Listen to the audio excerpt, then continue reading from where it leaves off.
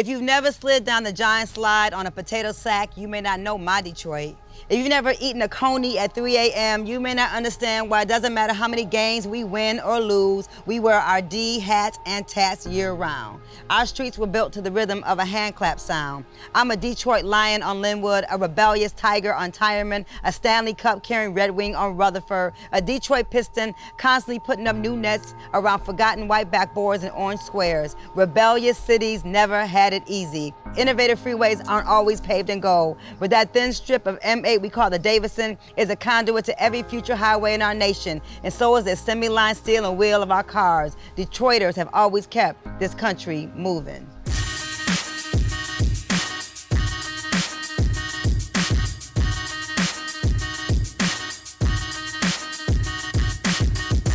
Detroit is ghetto fabulous, period.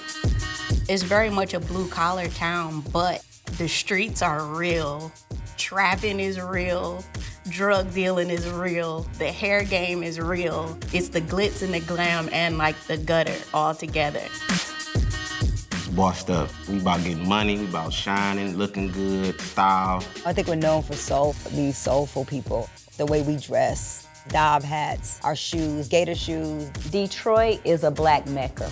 Even though we get a bad rap in the media for crime and all of these other things, we are black excellence. In Detroit, we're kind of divided east from west, and on the west side, you have your northwest communities, which is the community that I grew up in, and then you have different neighborhoods within the northwest side. West side and east side are the two biggest areas where people kind of claim proudly where they from. I always say like Alabama West Side, Mississippi East Side. So we are all up south people. It's broken into different neighborhoods, like miles. I'm from 5 Mile, we got 6 Mile, 7 Mile, 8 Mile. Got Joy Road, Schoolcraft, Linwood, Dexter. Detroit's culture, I would describe it as an underdog energy. Like a part of our motto is like a phoenix, you know, we will rise. That seems to be the energy that comes from Detroit. We really have our own unique flair because we don't have the flashing lights here in Detroit. We got to do everything in silence, and we don't have the revenue here. So it's like we're making everything from nothing. So everything is innovation here. I feel like in Detroit, creativity is our best export, not cars. Growing up black in Detroit was everything. I feel like I got the total black experience here because there's nothing but black people here. Detroit feel like my Africa, you know, like it feels like, you know, this is my motherland. So it gives me more of a connect than actually knowing my roots. My name is Tashif Sheefy McFly Turner, born and raised Detroiter. I'm a painter, muralist, DJ, rapper, marijuana enthusiast. I guess I'm just a pretty cool guy. My first art class I took was like in 3rd grade. Like a teacher saw me drawing in the back of class, like, you know, I'm gonna get you an art class. And that was like my first class at CCS at the college. And like it was always nurtured. I feel like I'm more so a community artist, like people saying that I can become better and they push me to be better. Sometimes my community believed in me more than I believed in myself. Once I actually grew into myself, I feel like that's why I give so much back to the community in Detroit, just to plant the same seed in another person. Whereas they're older than me or younger than me, I feel like, you know, we're all artists. We don't need to think of being an artist as a monetary gain. We need to think of it as therapy. As of now, the biggest project that I'm proud of is painting a roller rink downtown. It's in the middle of downtown. I did it through Bedrock Detroit Library Street Collective. It was just crazy to actually like be able to do some work and do it, you know, in my own style, in my own way. Just to see people having fun and skating on it is like, it means everything to me. I also made the artwork that wraps around the drive-in screen downtown as well. So it was something like a full-on installation that's never been done in Detroit. I feel like it's breaking barriers and it's really inspiring myself and, you know, every black person that wants to pick up a paintbrush. It's definitely been all or nothing since I've been young. Like, this is all I ever wanted to do. So with me being older now, I feel like success is peace of mind. Like, you know, actually being able to wake up and feel good in the morning. No amount of money is gonna make you feel better as long as you have success in your mind and success in, your heart. Even though I have so much that I'm working on right now, I'm looking forward to what's next. I have a few different exhibitions that I'm working on, painting bigger murals. Honestly, I just been trying to keep a mantra in my head for being a living artist for 100 years. That's like my largest goal, not like an amount of money, not $1 million or something. I can see that I'm on the way of that, but I just want to be a living Black artist for 100 years.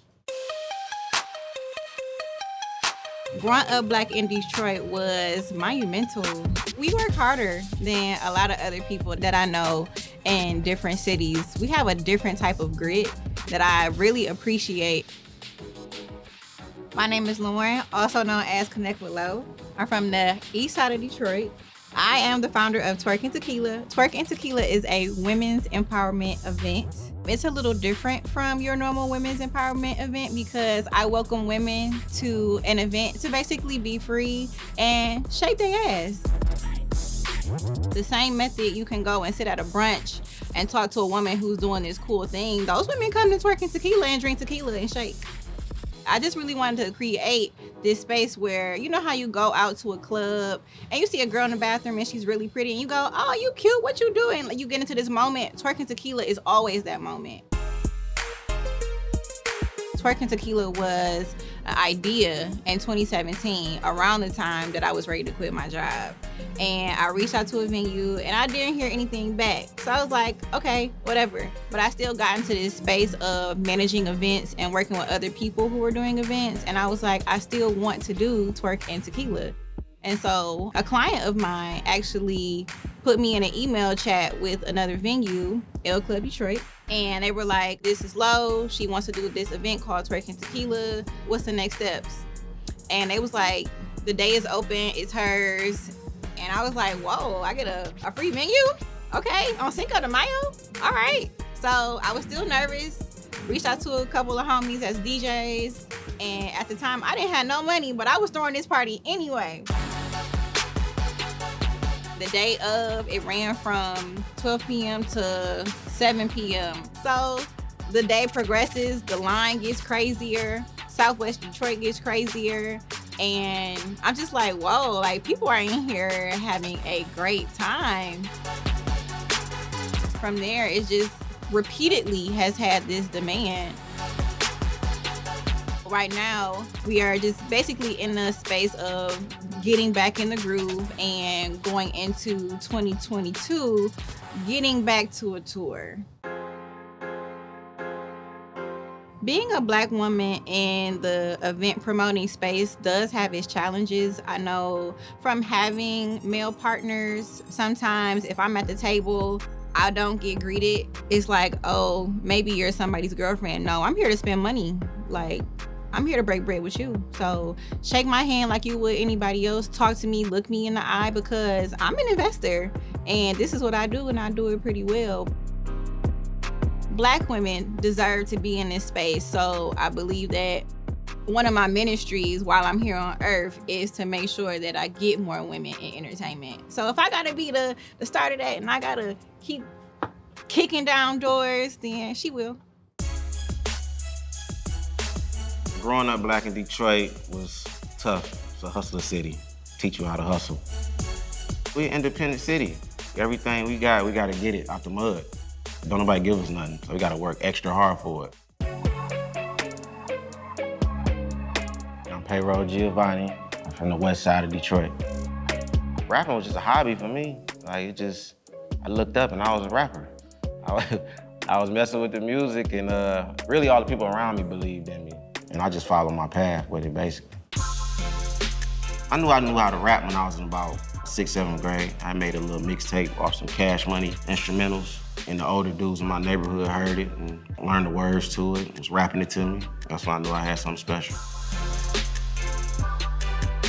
Probably when we got our first record deal, that's when I started taking it a little serious. Before that, it was just all a hobby. You know, just something to do with my friends.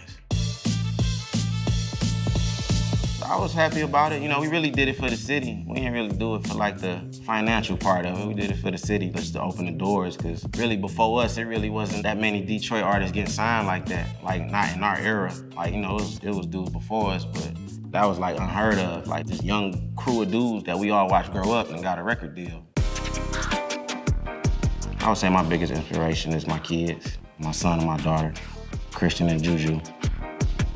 My son, he made me just change my whole mindset when I had him. I started moving wiser, thinking before I did a lot of stuff. And just wanted to make a better life for him. You know, I didn't want him seeing the stuff I saw growing up, being around none of that. So, you know, it made me take the music a little more serious. Success to me is basically when you get money in your sleep. You know, when you ain't gotta even do nothing, you get money. And you got other people around you that's successful. You know, you got other bosses and they making other people bosses, and you got this family tree of bosses that come from you. That's success to me. What's next for me? I'm dropping my solo album, Giovanni's Way, the new Doughboys Cash Out album dropping, and I'm working on a few movies, and I'm looking for some artists to sign, launch my label, Detroit Ghetto Growing up black in Detroit was necessary. As much as I love to watch Fame on TV and I love to watch all the videos that were shot in New York and Soul Train being in LA, I didn't think anything was greater than Detroit. Hi, my name is Bria Stinson and I'm from Detroit, Michigan. My family is from downriver area, so I spent most of my youth in Southwest Detroit and Ecorse, but I also went to school on the east side of Detroit. Blame my mom for that. I don't know that I locked in on being a designer. I was always attracted to being my own boss and being an entrepreneur and basically creating my own schedule, and that was really important to me from early on. Both my parents worked in retail when I was growing up, so I always saw the preparation and getting ready, and that just inspired me. So I think it all kind of rolled into what I would eventually become, but I don't think that I dialed in on so much as a designer. I knew I loved clothes, but I was totally fine with being a drug dealer's girlfriend or Diana Ross. It was like, I'll take either or. I went to Cass Tech, like probably everybody else that you interview, because we are the ones that travel. So I used to sketch a lot in class, and I've kind of built a reputation for being pretty creative, and a lot of my friends allowed me to design their prom and homecoming dresses from the little sketches. I took it serious when I actually saw those sketches come to life. So like my best friend was standing there in a prom dress that I designed, and she was proud to wear it. When I went to college, I went to Clark Atlanta University, and like homecoming is like this major thing, and the fashion show during homecoming is like the biggest event. And there was an opportunity to be a designer in the fashion show, so I had all my friends from Detroit that I had done dresses for to send those dresses, and that was my first entry into being a designer in a show. And I just remember the response of the crowd was so crazy. And people just kept asking me like, well, can you make me something? So that was like my side hustle while I was a freshman in college. So yeah, it was on from there. I ended up visiting New York during a spring break, my senior year, and it just happened to be during Fashion Week. So I was able to go to Fashion Week. It was like the best time of my life to date within a span of like 4 or 5 days. It like triggered me that like, okay, I'm graduating from school. Do I really want to sit in a boutique and do fashion this way? Do I really want to sit behind a sewing machine and do fashion that way? No, I think I want to go to New York and like turn up and get some fashion done that way. When I graduated from Clark, I moved to New York. One of my best friends who graduated from Spelman, Felicia Fant, already lived in New York because she was a year older than me, and so she was just very integral in getting me there. I went to New York with $400. I was hungry, I was happy, and yeah, it just went from there. Jay-Z is most definitely one of the best clients I've ever worked with. And he didn't even go super creative with the clothes. Like, it was like a push to get slimmer fit pants at that time, but he still had like this confidence that I really loved, and it was just like, okay, we'll take you down 1X at a time. Because you're the boss, clearly. So that was incredible. Another favorite client of mine would be Stevie Wonder, simply because I'm from Detroit. And so to get a call that Stevie Wonder wanted to work with a Black designer, and they had heard exceptional things about me and my work, I was floored. I was floored. His spirit is so young. He's so personable. And it sounds really corny, but I felt like he saw me. To have somebody that, you know, has that level of success and still be very, very relatable and kind, incredible. What's next for Bria? I have this feeling of evolving once again. I feel like my strength is leather and edginess, and a lot of people don't expect rock and roll from a person that looks like me, and that's what I want to zone in on. So I'm working on my first collection, and I want to do more mentoring. I feel like I've experienced several different aspects of the industry, and I might have a lot of value to offer somebody who wants to come into the space.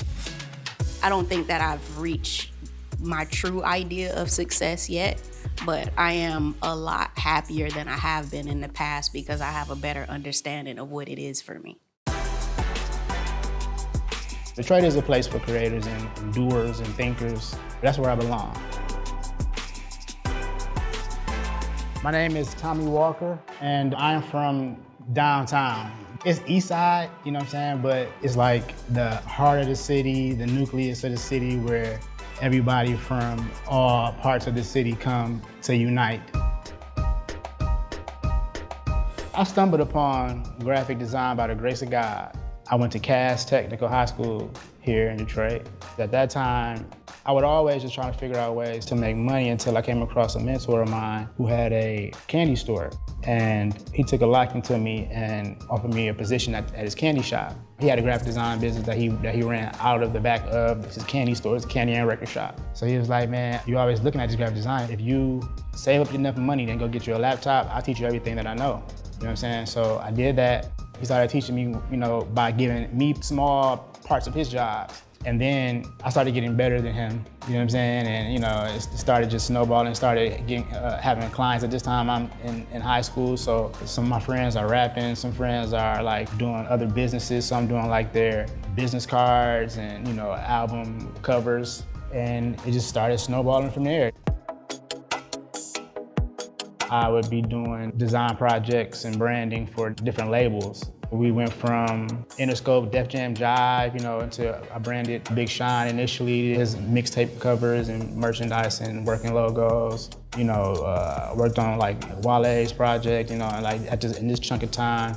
And then I'm like, this is cool, this is fun, but you know, I want to build something for myself.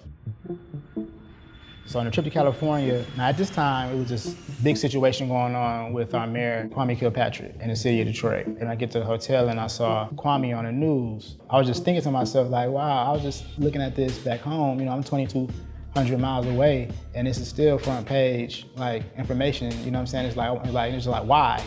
And it just really just jolted me awake to how important Detroit was, right? But then after that, it's like, man, they playing us. You know what I'm saying? Like, they're not actually telling us how important Detroit is. It seems as if they don't want us to know. Instead of letting that trip grow into something negative, I decided, you know, what can I do to contribute to changing the narrative of what Detroit is being promoted as. So Detroit versus Everybody is a brand for unity. The whole idea behind the Detroit versus Everybody is that people pick and choose when they want to show love to Detroit. And the whole thing is, you're either gonna be with us or against us. You're not gonna be, you know, lukewarm. You're not gonna have one foot in with this thing, you know. And at that time, and still now, We were in the process of a revolution that's going on. So that's what Detroit versus Everybody is about, is for us as a city of Detroit to shine as a beacon of light, the unity, and as a blueprint for every other city or every other organization in which they could unite. We knew that it was a brand that was going to connect. We wanted a brand that had legs enough to have a place in everyone's closet, you know what I'm saying? But we wanted it to happen on our time, you know what I'm saying? When you see that, at the end of the day, you did connect with people on a very human level, you know, and that they can feel you do have appreciation for it. What's next is we're about to launch our new store. Everything is new, so it's a completely new brand. And, you know, we're just really excited to drop it. We've been working very, very hard, you know, so we're just really excited to drop it. Growing up Black in Detroit was wonderful. I am Erika Boyd, and I am from the northwest side of Detroit. More specifically, I grew up right around the corner from the Avenue of Fashion. I grew up in a cooking household. My grandmother, Doretha Hall, the matriarch of our family, was very skilled with cooking and was known all around the city for her cooking talents. She cooked for many notable ministers from this city and that would travel to this city. I remember when I was young, I would say to my grandmother, "Your food is so good, Grandma. You should open a restaurant." And she said, "It's a lot of work opening a restaurant." I said, "I'll help you." And she was like, "All right," and she just shooed me away. I never thought at that time that I would grow up to actually own a restaurant. So I've had creative careers. I did hair for a number of years. I've also designed custom handbags that, you know, were very popular at that time. But what led me to opening a restaurant was I lost my father to prostate cancer, and I was looking at his life and trying to figure out why my dad, how could this happen? And his diet certainly raised a red flag for me. Just really kind of in homage to him, I decided to take my own personal health into my own hands. And through that, I said, okay, if I'm gonna be on a plant-based diet, I have got to have some soul food. And so I commenced to trying out different family recipes to see if I could veganize it. And through that process, family members, friends started trying it. And these are folk that would never think about eating anything vegan. And they were like, wow, that's really kind of good. If I could have that, then I think I could be vegan. So we started doing pop-ups at anywhere that we were invited to set up our food, then we always sold out. 2 locations later, and 10 years later, here we sit. Success for me is remaining clothed in my right mind. It is doing a work that I know is helping other people to improve their condition.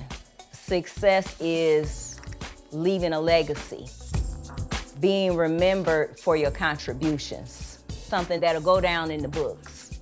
That's success to me.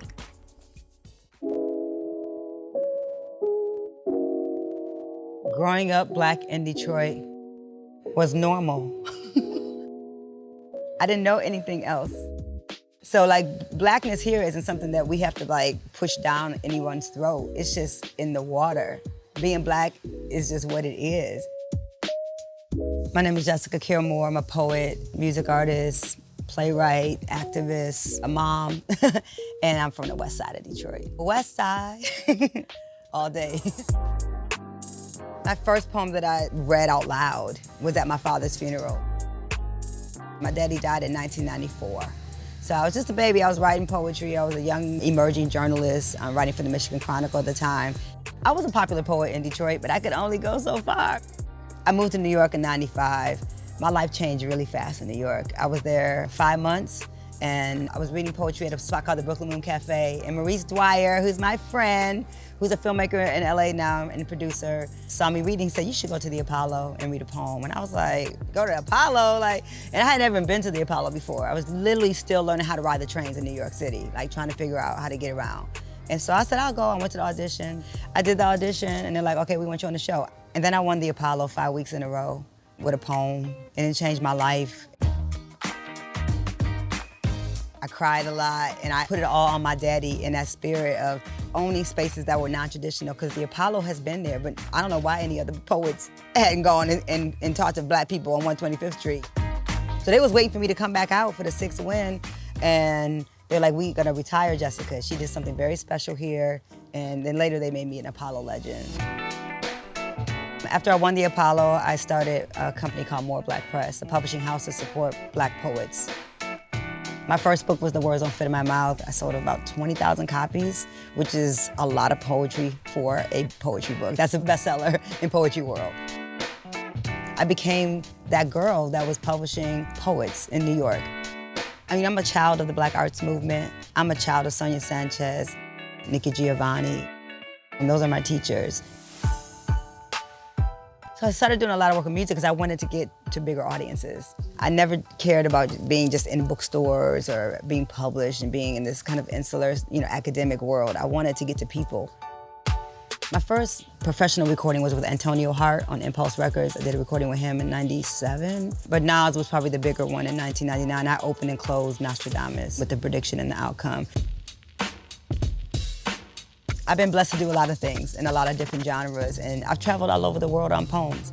Being from this grindy, gritty, hardworking, blue-collar, take-no kind of city keeps me on the ground, keeps me being regular. I don't believe in fame. None of that. Real artists just want to keep creating new work. I'm just trying to outdo the last thing I just did. That's it. But that's the Detroit grind and hustle in me. The visionary that I've been able to become is because of the visionaries that came before me that are from this place. The music scene in Detroit, I would say, is raw.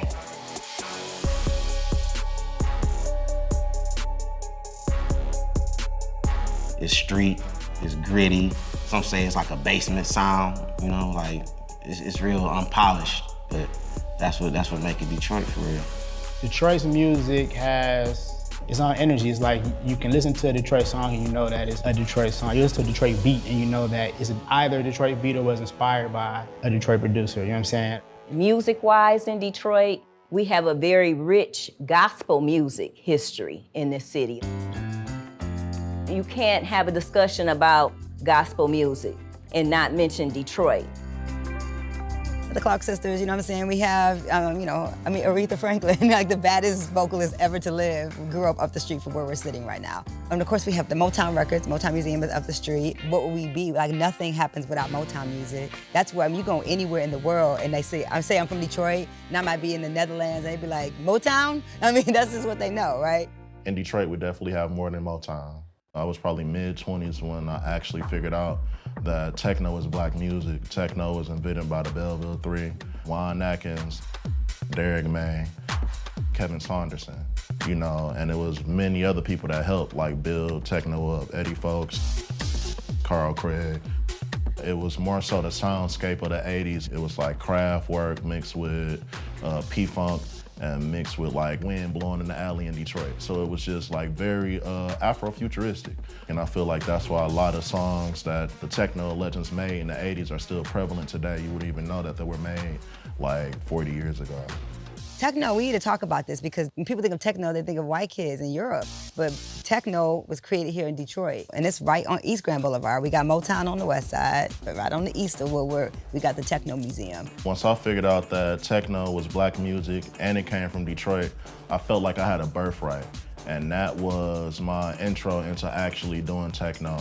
And that led me along the way as to linking and working with so many different techno legends. So it's to the point where it's we grew up listening to this music without even knowing we only listen to this music. But that's just some cultural things that we have here that's special and it's not anywhere else.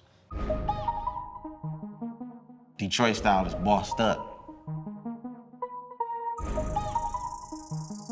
Detroit style is also ghetto fabulous. It's that good mix of urban but glamorous and like the most confidence ever. So it's that little splash of rhinestone and hood. I don't want to be ignorant and say buffs. What is buff? Glasses? Oh my God. See, you don't even know. People die over white buffs. You gotta have honor to really be in some buffs and nobody try you. Detroiters have this history of having like a love and hate relationship with Cartier glasses.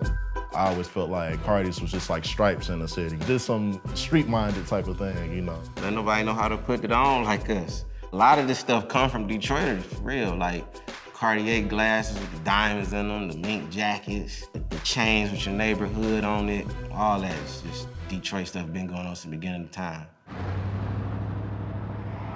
People try to talk about New Detroit a lot, and I really miss old Detroit. It was a beautiful time to grow up here. We were 4 million deep right in the city. Gentrification has affected Detroit in an interesting way because from nothing, you can create the most beautiful possibilities. Gentrification has helped in some ways to improve the image of Detroit and to improve the condition in a lot of neighborhoods that had been cast aside and thrown by the wayside. But at the same time, gentrification has caused a lot of displacement and alienation amongst the native Detroiters. My daddy helped build this city like the rest of Detroiters. A lot of our mamas and daddies helped build this city. Infrastructure, right? Everything that's great about Detroit came from Black people. And that's why it's still sexy. That's why people still want to live here. It's because we have the concentrated Black population. But we do have, what they don't talk about, is that we have Black ownership. I own this house. This is the house that Poems built. I got a house in Boston Edison, historically Black neighborhood in Detroit. That's on purpose. I bought here. I want to be on this side of 8 Mile. Like, we still have a voice here, but we have to, actually stand up and learn about what's happening. Because I feel like a lot of the gentrification that's happening in Detroit, they're just bringing ideas from other cities and trying to make it work here. But it just won't work here like that, because if Detroit not messing with it, it's just gonna flop, So I feel like that's where our strength is right now. I would like my legacy to be that of a trailblazer, someone who went in places where others couldn't imagine the possibilities and showed people what was possible. Wow, my legacy. I'm an institution builder, a void filler. That's the most important thing. I never just been about my work, that I helped other people push other voices into the world. I like that. I would like my legacy to be Pedro Giovanni was a boss. He put on people. He changed dudes' mindset, made people think before they did a lot of things, and changed our mindset for the better. I would like my legacy to be that I was an overall and complete creative. And through my creativity, I was able to nurture and make things more beautiful. I would like my legacy to be that I worked hard for other women to get into the entertainment space. I think it's very essential that we are here. I think my legacy is gonna be very vibrant, very colorful. I got hundreds, thousands of paintings and prints, and I already left my words on all around the walls, all around the city, so I'll definitely be felt when I'm not here. Detroit versus Everybody is a part of my legacy, but I have a whole lot more to do.